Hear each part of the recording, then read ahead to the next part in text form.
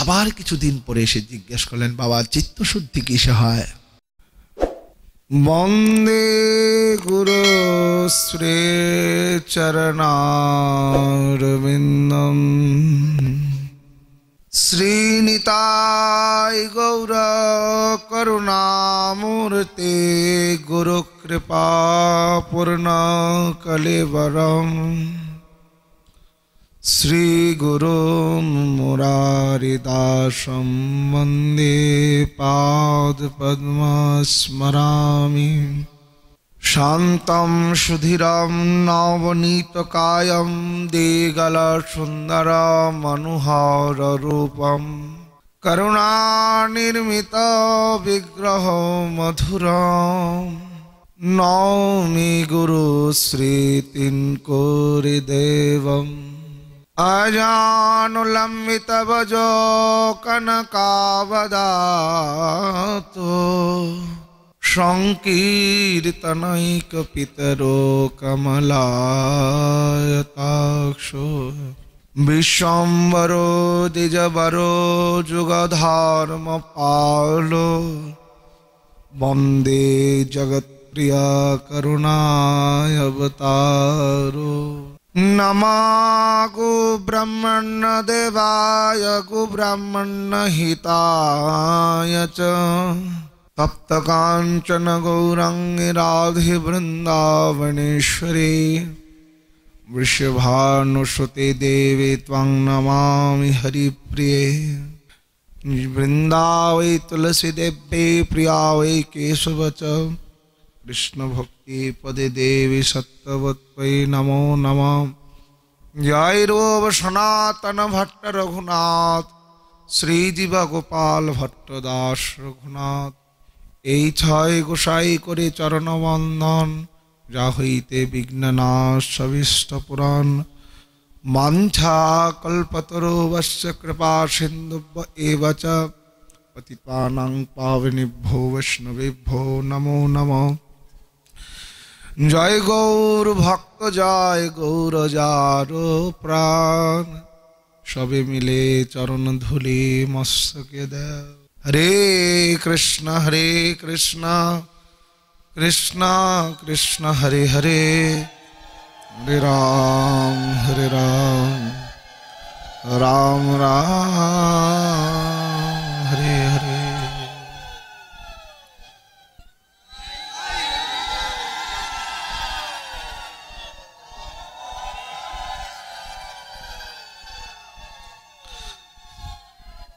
कलिजुग पावन अवतार अवतार सार शिरोमणि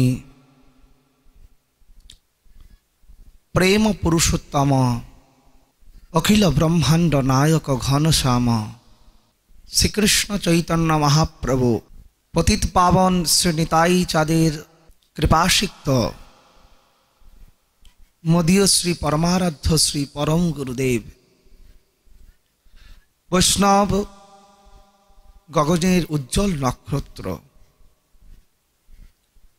श्रील प्रभुपाद तीन करे गोस्वामी महाराज मदीय श्री गुरु महाराज अनंत विभूषित श्री श्री 108 महंत मुरारीदास बाबाजी महाराज सम्मुखे विराजमान वृंदावन থেকে আগত বাবাজি মহারাজ হরিকথা পিপাসু ভক্তবৃন্দ ভক্তিমতী মাতৃমণ্ডলী বৃন্দ সবার চরণে প্রণতি জানিয়ে অধ্যকার এই হরিকথায় আমরা আস্বাদনের জন্য ব্রতী হচ্ছি। শ্রীল কৃষ্ণদাস কবিরাজ গোস্বামী বিরচিত গৌড়ীয় বৈষ্ণবের सार सिद्धांत शिरोमणि ग्रंथ श्रील चैतन्य चरितामृत ग्रंथ कविराज गोस्वामीपाद चैतन्य चरितामृत रचना करार पूर्वे श्रील वृंदावन दास ठाकुर चैतन्य भागवत के रचना करलें। लुचन दास ठाकुर महाप्रभु सम्पर्के लुचन दास ठाकुर चैतन्य मंगल के लिखलें। গৌরলীলা সম্পর্কে গৌরগণ তারা অনেকেই মহাপ্রভুর সম্পর্কে লিখেছেন। কবি কর্ণপুর গোস্বামীপাদ লিখলেন চৈতন্য চন্দ্রোদয় নাটক। স্বরূপ দামোদর গোস্বামীও লিখলেন। কিন্তু অতি বৃদ্ধ বয়সে শ্রী রাধাকুণ্ডের তটে বসে নিত্যানন্দ প্রভুর বিশেষ কৃপাপাত্র শ্রীল কবিরাজ গোস্বামীপাদ তিনি চৈতন্য চরিতামৃত লিখলেন। কিন্তু ওনার লিখনীতে মহাপ্রভুর বিশেষ বিশেষ লীলাকে তিনি এই গ্রন্থতে তিনি আবৃত্তি করলেন। কিন্তু এই মহাপ্রভুর এই লীলাগুণ গাথা কথা তিনি শ্রবণ করেছেন মহাপ্রভুরই অন্তরঙ্গ পার্ষদ শ্রী রাধাকুণ্ড নিবাসী রঘুনাথ দাস গোস্বামীপাদ থেকে। আমাদের এই ছয় গোস্বামীর থেকে ছয় গোস্বামী জয়রূপ সনাতন ভট্ট রঘুনাথ, শ্রীজীব গোপাল ভট্ট দাস রঘুনাথ, এনারা হচ্ছেন আমাদের আচার্য। এই ছয় গোস্বামীর মাঝে সবচেয়ে বেশি মহাপ্রভুর সঙ্গ পেয়েছেন ছিল রঘুনাথ দাস গোস্বামীপাদ। শৈশব থেকে সঙ্গ পেয়েছেন। রূপ সনাতন গোস্বামীকে পরবর্তীতে মহাপ্রভু করুণা করে মহাপ্রভুর নিজ করে নিয়েছিলেন। কিন্তু রঘুনাথ দাস গোস্বামীপাদের গুরুদেবের নাম ছিল যদুনন্দন আচার্য, আর রূপ গোস্বামী সনাতন গোস্বামীপাদের গুরুদেবের নাম ছিল বিদ্যা বাচস্পতি। রঘুনাথ দাস গোস্বামী মহাপ্রভু হরিদাস ঠাকুর তাদের সবার সঙ্গ পেয়েছেন ছোট থেকে। এই রঘুনাথ দাস গোস্বামীর শ্রীবদন থেকে বিবিধ লীলা কবিরাজ গোস্বামী শ্রবণ করে লিখলেন। তেমনি কিন্তু তিনি দৈন্যান্নবে নিমগ্ন। কবিরাজ গোস্বামীপাদ উত্তম হয়ে বৈষ্ণব হইবে নিরভিমান, জীবে সম্মান দিবে জানি কৃষ্ণ অধিষ্ঠান। এত উত্তম বৈষ্ণব হয়ে নিজেকে দৈন্যতা স্বীকার করা, এটি একমাত্র মহাপ্রভুর আচরণে, মহাপ্রভুর চরণ সান্নিধ্যে যারা গেছেন তাদেরকেই দেখা যায়।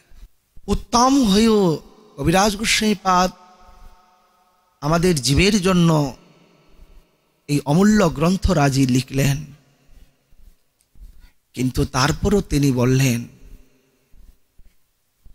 গ্রন্থের প্রারম্ভে করি মঙ্গলাচরণ, গুরু বৈষ্ণব ভগবান তিনেরই শরণ, তিনেরই শরণে হয় বিঘ্ন বিনাশন।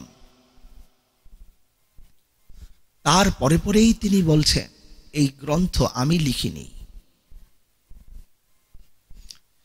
এই গ্রন্থ লেখায় মুরে মদন মোহন, মদন মোহন লিখছেন এই গ্রন্থ, আমি নই। দেখুন কতটুকু দৈন্যতা। গৌড়ীয় বৈষ্ণবের এগুলো হচ্ছে ভূষণ। আপনি অমানত হয়ে অন্যে দিবে মান, জীবে সম্মান দিবে জানি কৃষ্ণ অধিষ্ঠান। কবিরাজ গোস্বামীপাদ গৌড়ীয় বৈষ্ণবের একাধিক ক্রমে চৈতন্য চরিতামৃত গ্রন্থ, গৌড়ীয় বৈষ্ণবের জন্য সিদ্ধান্ত গ্রন্থ, প্রেমক গ্রন্থ, রসক গ্রন্থ, ভক্তি গ্রন্থ, সবকিছু চৈতন্য চরিতামৃতে রয়েছে। ভাগবত আস্বাদনের পূর্বে আমাদের ব্রজের বৈষ্ণবগণ বলতেন, আগে চৈতন্য মহাপ্রভুকে জানো। গৌড়ীয় বৈষ্ণব মাত্রেন মহাপ্রভুকে আগে জেনে তারপর এই ভাগবত রস আস্বাদন, তার মাঝেই সবকিছু রয়েছে। কবিরাজ গোস্বামী পাদ লিখতে লিখতে তিনি মধ্যলীলার অষ্টম পরিচ্ছেদে তিনি গৌড়ীয় বৈষ্ণবের জন্য এক অপূর্ব আস্বাদন করালেন। পিপাসিত ব্যক্তি জল খেলেই তো তার তৃষ্ণা নিবারিত হয়। গৌড়ীয় বৈষ্ণব হচ্ছেন পিপাসিত, যে মহাপ্রভুর গুণগাথা কথা শ্রবণ করে তাদের ত্রাপিত চিত্তকে যেন দ্রবীভূত করতে পারে, সেই চেষ্টা তিনি নিয়ে আসলেন। অপূর্ব আস্বাদন ছিল রায় রামানন্দ সংবাদ। এই রায় রামানন্দ সংবাদে শ্রীমান মহাপ্রভু আমাদেরকে সুসিদ্ধান্ত শাস্ত্র মত নির্ণয়, দৈন্যতা, বৈরাগ্য, নিষ্ঠা, সদাচার, আচরণ, উৎকণ্ঠা, প্রেম সবকিছু আস্বাদন করালেন। সর্বপ্রথমে কবিরাজ গোস্বামী পাদ শ্লোককে আবৃত করলেন। সন্দার্য রাম অভিধ ভক্ত মেঘে সভক্তি সিদ্ধান্ত চয়ামৃতানি গৌরাব্দে রেতরে রমুনা বিতর্ণ স্ততজয় রত্ন লয়তাম প্রয়াতি। তিনি শ্লোককে আবৃত করলেন। মহাপ্রভুকে এমন ভাবে তিনি স্থাপনা করলেন, রামানন্দ রায় আর মহাপ্রভু ভক্ত আর ভগবানের অভূতপূর্ণ এই রসমাধুরী কথা। রামানন্দ রায় আর মহাপ্রভুকে তিনি সমুদ্রের সঙ্গে তুলনা করলেন এই শ্লোকার্থে।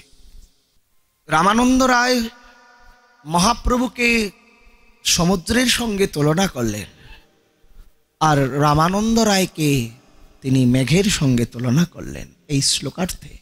সন্দার্য রাম অভিধ ভক্ত মেঘে। মহাপ্রভুকে সমুদ্র বললেন আর রামানন্দ রায়কে মেঘ বললেন। তিনি তো অন্যভাবেও বোঝাতে পারতেন, কিন্তু কৃষ্ণের ভক্তজন হয় রসিকজন। প্রভুকে তিনি সমুদ্র করলেন।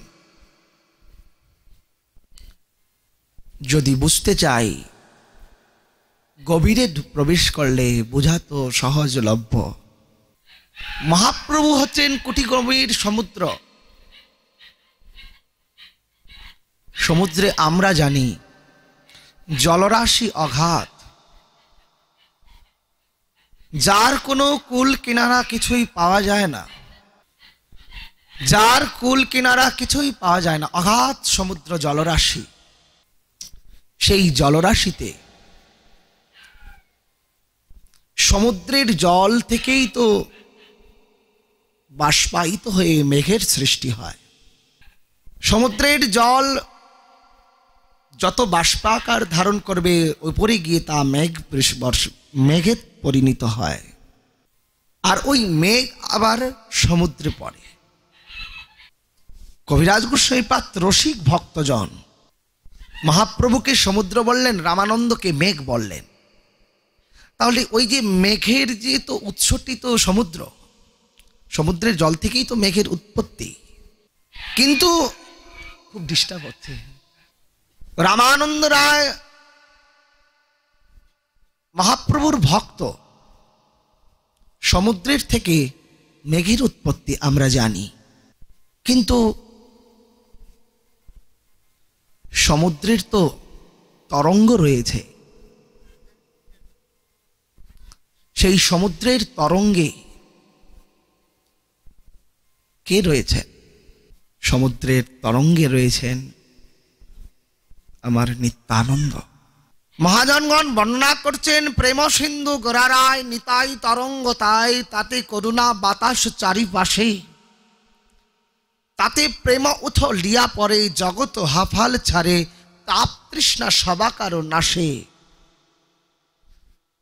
এত সুন্দর সুসিদ্ধান্ত। বলছেন গৌররূপী সমুদ্রে নিত্যানন্দ হচ্ছেন তরঙ্গ,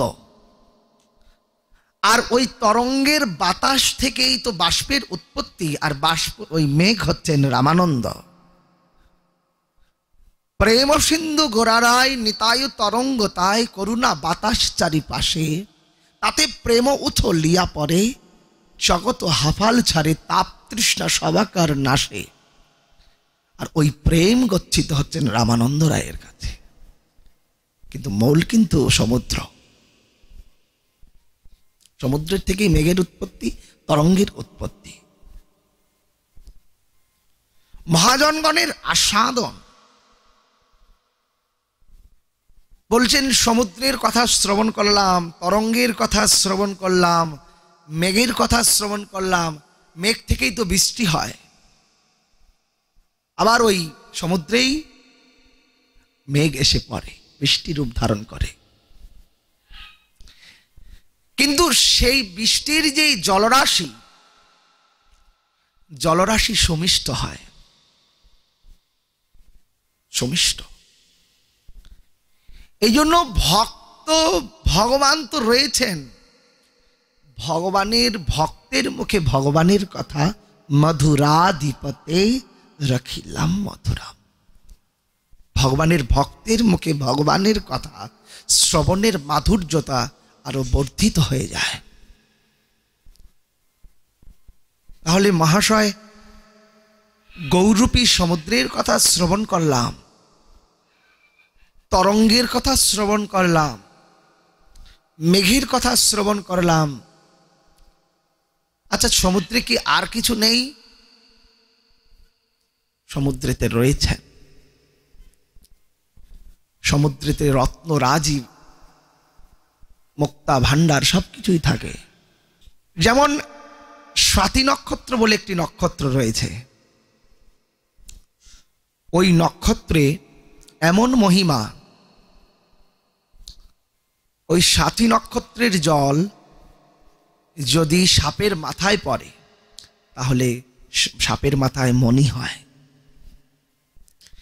যদি হরিণের নাভিতে পড়ে তাহলে কস্তুরী হয়, যদি গাভীর কপালে পড়ে তাহলে গোরাচনা হয়, যদি শামুকে পড়ে তাহলে মুক্তা হয়, আর যদি কলা গাছে পড়ে তাহলে কর্পূর হয়।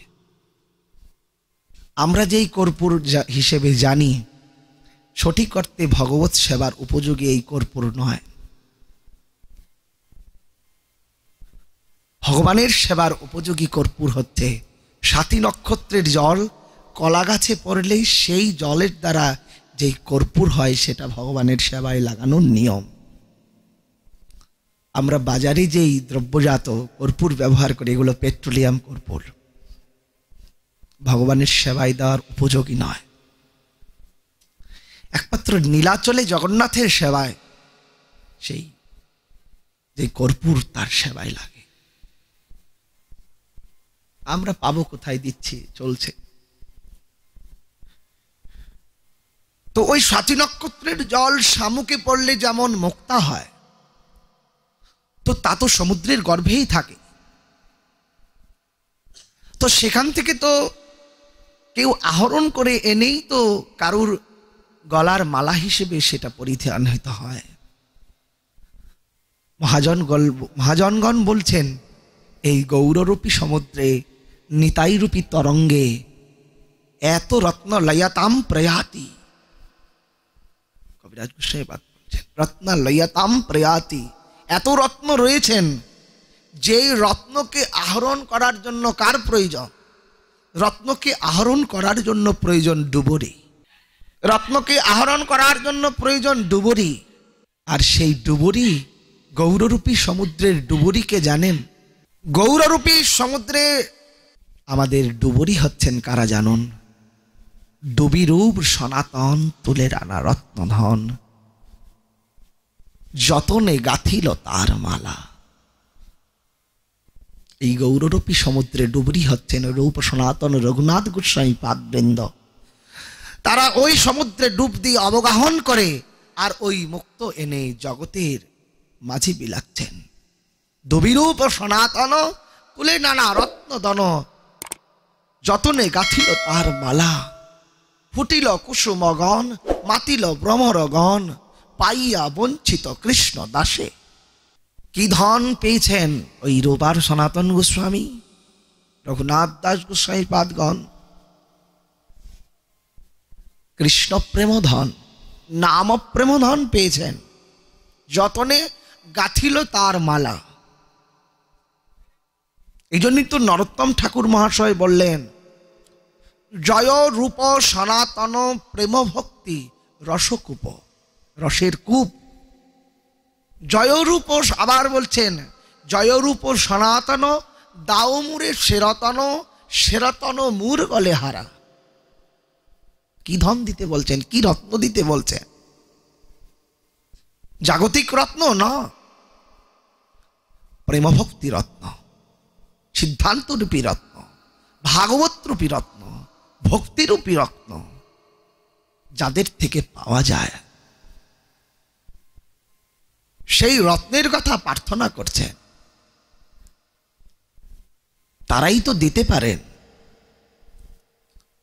আচার্য মাং বিজনিয়াত নবমন্যতে কহিষ্ঠিত, নমর্ত বুদ্ধ শ্রিয়তে সর্বদেবময় গুরু। তারাই তো দিতে পারেন যিনি আচার্য। স্বভক্তি সিদ্ধান্ত চয়ামৃতানি। কি ধন দিচ্ছেন? প্রেম ধন। এসে জগতে ফুটিল কুসুমগণ, মাতিল ভ্রমরগণ। সেই প্রেম সিন্ধুর একটি কণা পেয়ে জগৎভাসী প্রেম ও সিন্ধুতে অবগাহন, একটি বিন্দু পেয়ে সেই বিন্দুর দ্বারা ডোবাতে পারে। কবিরাজ গোস্বামী পাদ লিখছেন চৈতন্য চরিতামৃত, সেই কৃষ্ণ প্রেম সুখ সিন্ধু পাই তার এক বিন্দু, সে বিন্দু জগৎ ডুবায়। একটি বিন্দু যদি পাওয়া যায় কৃষ্ণ প্রেম সুখ সিন্ধুর, তার এক বিন্দু জগৎ ডোবাতে সক্ষম। কিন্তু প্রেম পাওয়ার জন্য তো চেষ্টা থাকতে হবে। এই জন্য আস্বাদনের আখরের ন্যায় জয়রূপ সনাতন দাও মোরে সেরতন। সেই ধন দাও রূপ সনাতন, সেই ধন দাও রঘুনাথ ভট্টজি। সেই ধনকে আমি পেয়ে যতন করে গেতে আমি হার করে রাখবো গলায়। নারীর যেমন শোভা পায় অলঙ্কারে, গৌরীয় বৈষ্ণবের দৈন্যতা শোভা, গৌরীয় বৈষ্ণবের উৎকণ্ঠাটি শোভা, গৌরীয় বৈষ্ণবের অনুরাগটি শোভা, গৌরীয় বৈষ্ণবের ভক্তিটি হচ্ছে শোভা। কণ্ঠে ধারণ করতে হবে। শ্রীধাম নবদ্বীপে আমাদের একজন আচার্য ছিলেন, নিত্যানন্দ বংশের গোস্বামী প্রভুপাদ জীব গোস্বামী, নিত্যানন্দ বংশধর, খুব উচ্চকোটির মহাপুরুষ। একদিন উনি সৎসঙ্গ করতে বসেছেন। ভক্তরা প্রশ্ন করলেন, প্রভুপাদ, আমরা তুলসীর মালা কেন কণ্ঠে ধারণ করি? কেন কণ্ঠে তুলসীর মালা ধারণ করি? সাধকের ছোট ছোট কথাগুলোই তো কারো কারোর জীবনের সারবস্তু হয়ে যায়, পরিবর্তন হয়ে যায়। তখন বলছেন, জানিস কেন পড়ি? খুব সোজা ভাষায় বোঝালেন।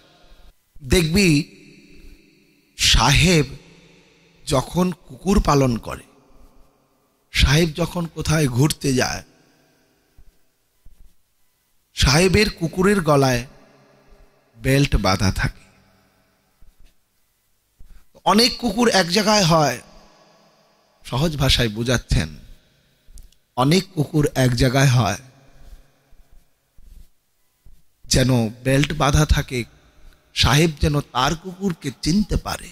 তখন বললেন, জানিস আমরা কেন তুলসীর মালা পরি? মালাকে স্পর্শ করে তিনি বললেন, আমরা হচ্ছে মহাপ্রভুর কুকুর, মহাপ্রভু যেন আমাদেরকে চিনতে পারে, এই জন্য কণ্ঠে তুলসী মালা ধারণ করে। আমরা মহাপ্রভুর কুকুর, বৈষ্ণব দুয়ারের কুকুর আমরা, এই জন্য আমাদের আচরণ হচ্ছে এরকম, মহাপ্রভুর কুকুর। এই জন্য গৌরীয় বৈষ্ণবের আচরণটি হচ্ছে তেমন। এই জন্য বললেন এই ধন দিতে পারে একমাত্র আচার্যগণ। মহাপ্রভু এই রায় রামানন্দ, আমরা সংবাদে প্রবেশ করি। রায় রামানন্দ সংবাদ, গৌররূপী সমুদ্রে রামানন্দ রূপী মেঘকে তিনি বর্ণনা করলেন শ্লোকার্থে। মহাপ্রভুর সন্ন্যাস নেবার পর তিনি যখন দাক্ষিণাত্য ভ্রমণ করতে করতে জিউর নৃসিংহ ক্ষেত্র দর্শন করে তিনি এক ব্রাহ্মণের গৃহে আতিথ্য গ্রহণ করলেন। সেখানে মহাপ্রভুর প্রেম উন্মাদনায় মহাপ্রভুর অঙ্গের বাতাস যার গায়ে লাগত, সেও কৃষ্ণ ভক্তিতে তার হৃদয়টি স্নাত হয়ে যেত। মহাপ্রভুর অঙ্গের বাতাস, মহাপ্রভুর মুখের গৃহ্য নাম যার শ্রবণ কর্ণে যেত, সেও কৃষ্ণ প্রেম পেয়ে ধন্য হয়ে যেত। কারণ স্পর্শমণির স্পর্শে লোহখণ্ডটিও কিন্তু সুবর্ণতে পরিবর্তিত হয়। মহাপ্রভুর স্পর্শের প্রয়োজন নেই, তার বাতাস যার গায়ে। ওই জল যখন ফেললেন ঝাড়িখণ্ডের বনে, বা ব্যাঘ্র, হাতি, সর্প, তারাও সবাই কৃষ্ণ কৃষ্ণ বলে নৃত্য করছে। এ তো মহাপ্রভুর স্পর্শ। যেই গ্রাম দিয়ে যেতেন মহাপ্রভু, সেই গ্রামটি ধন্য হয়ে যেত। এই জন্য আমাদের ভারতে একটি জায়গা রয়েছে পুরুলিয়া, বাঁকুড়া। তো মহাপ্রভু যখন ওই দিক দিয়ে গমন করেছিলেন দাক্ষিণাত্য যাওয়ার সময়, তখন ওই গ্রামবাসীদেরকে দেখে মহাপ্রভুর করুণা হয়েছিল,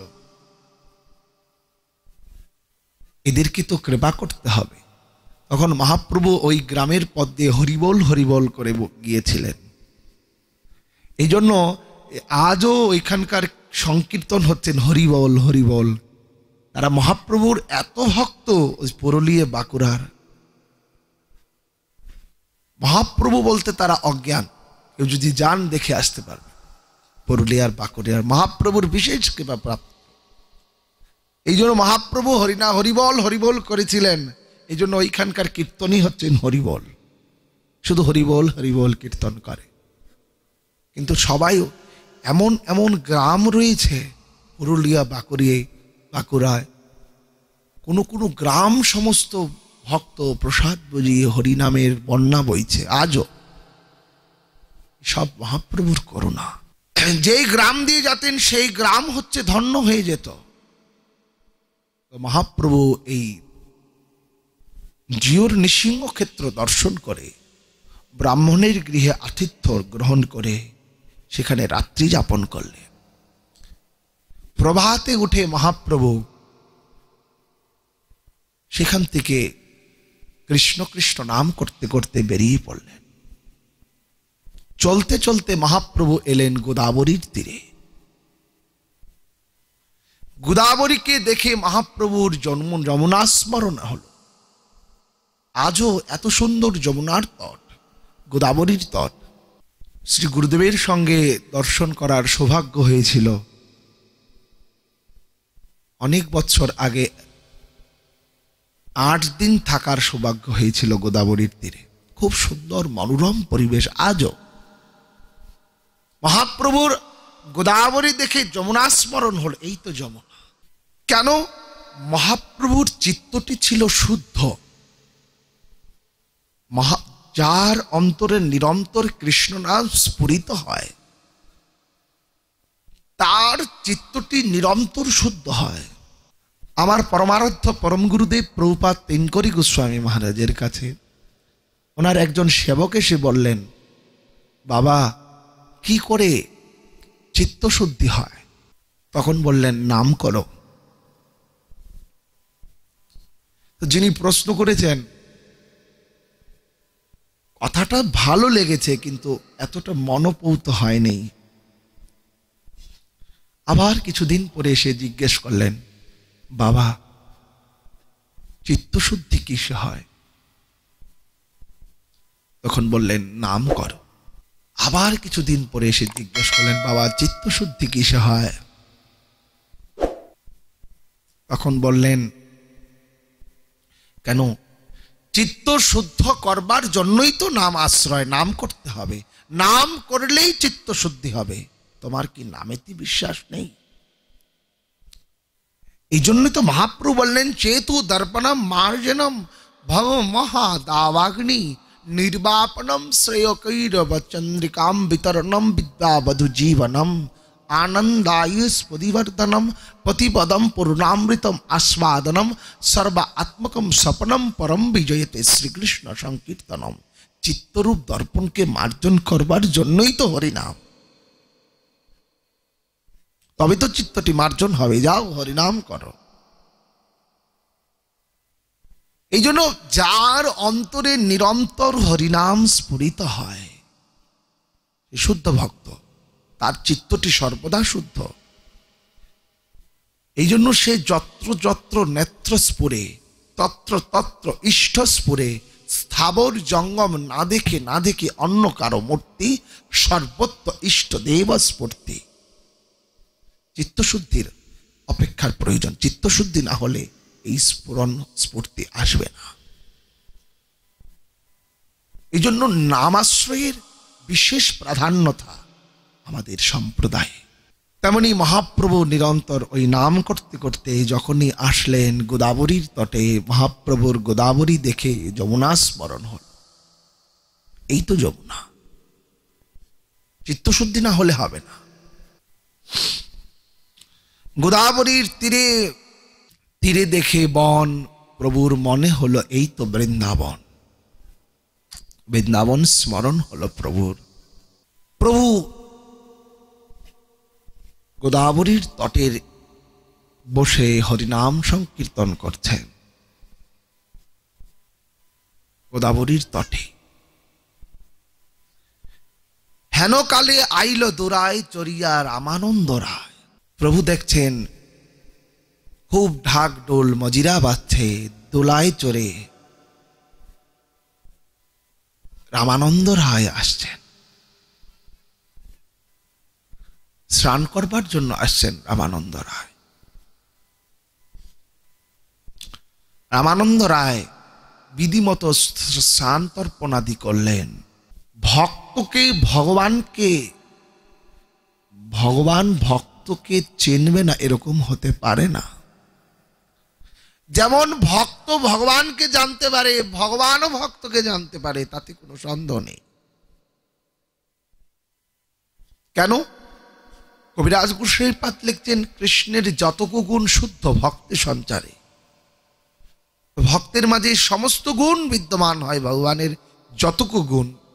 মহাপ্রভুর মনে উদ্দীপন রাখছে, আমি রামানন্দ রায়ের সঙ্গে মিলব। কহ দেখি রায় রামানন্দ। কিন্তু মহাপ্রভু ধৈর্য ধরে বসে আছেন, কিন্তু মনে উদ্দীপন করছেন রামানন্দ রায়ের সঙ্গে মিলব। ভক্ত ভগবানকে যতটুকু ভালোবাসে তার থেকে অধিক ভগবান তার ভক্তকে ভালোবাসে। তার থেকে অধিক ভগবান তার ভক্তকে ভালোবাসে। ভক্তের জন্য তিনি সর্বদা লালায়িত, ভক্ত সঙ্গের জন্য।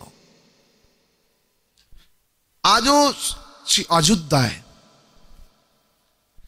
শ্রী কনক বিহারী লালজি মন্দিরে বিধান রয়েছেন, কনক বিহারী লালজির রাত্রিতে যখন সন্ধ্যারতি হবে, রাত্রে ভোগের পরে শয়নারতির পরে কনক বিহারী জিউকে পূজারী ভক্তমাল চরিত্র শোনাবেন, তারপরে গিয়ে কনক বিহারীজির শয়ন হয়। ভক্তের কথা শুনে ভগবান শয়ন করেন। কতটুকু ভক্তকে ভালোবাসে।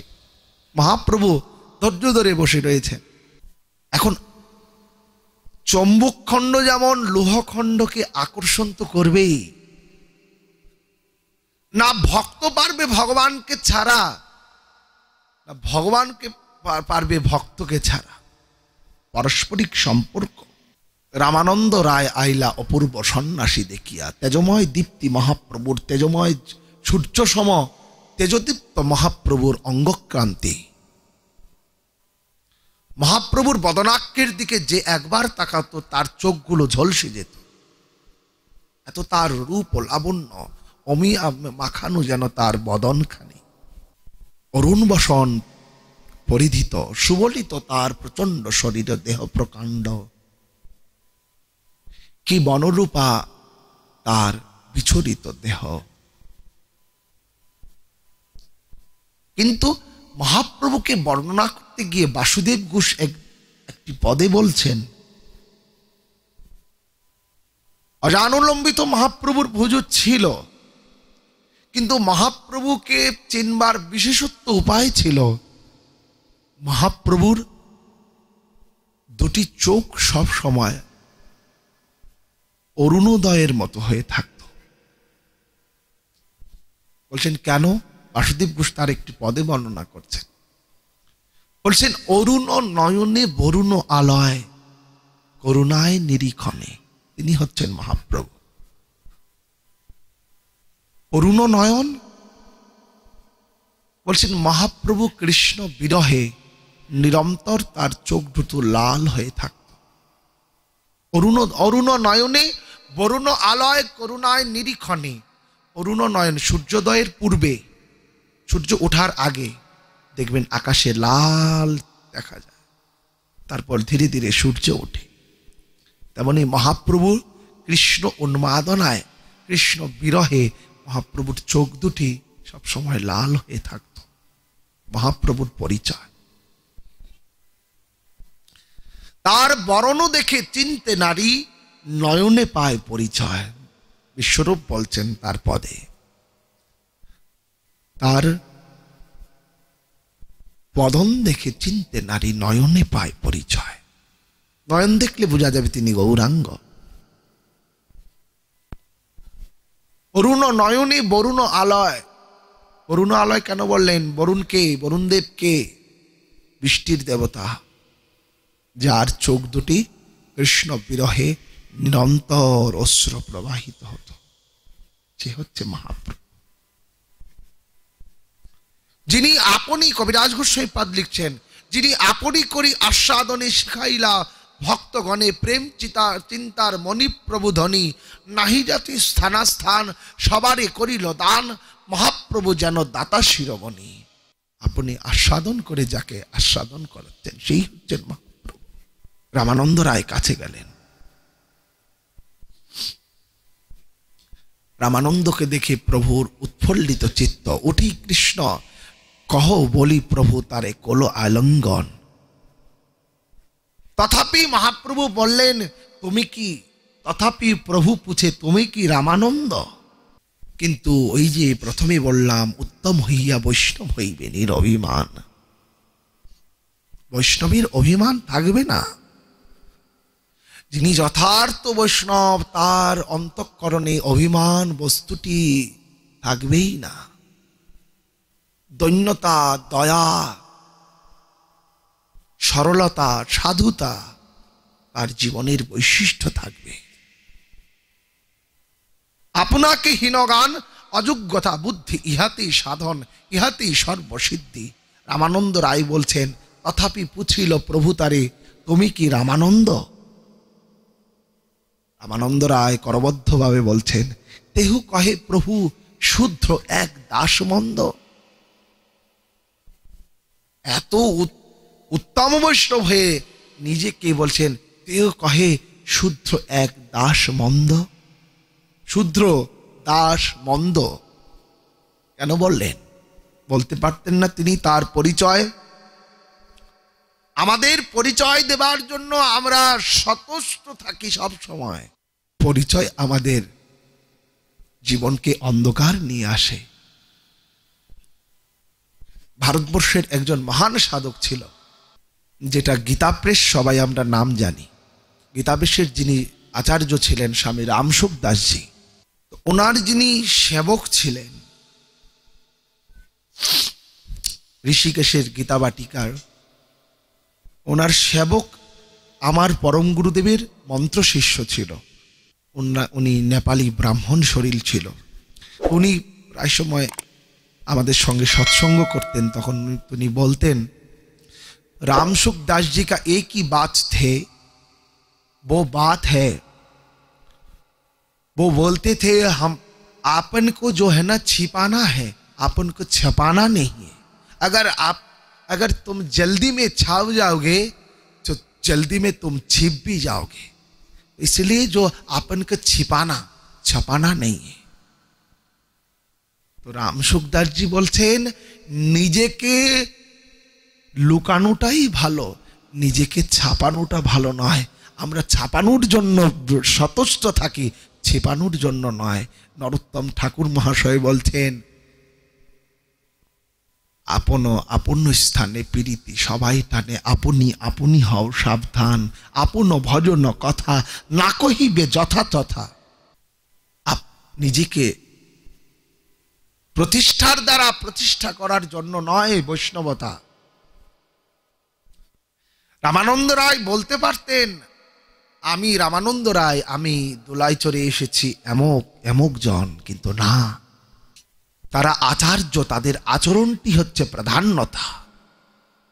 কিন্তু দৈন্যবরে বললেন, তেও হয় শূদ্র দাস মন্দ, শূদ্র বলে নিজেকে আখ্যায়িত করলেন। আমাকে কেউ যদি সম্মান নাই করে, আমাকে যদি কেউ উপাধি নাই দেয়, আমার স্তুতি যদি কেউ না করে, তাহলে আমার মনটি যেন একটু একটু মনে কষ্ট পায়। আমি এত বড় বৈষ্ণব, আমি এত বড় বক্তা, আমি এত বড় সাধু, এই অভিমানগুলোই তো সাধকের জীবনের জন্য জড়তা নিয়ে আসে।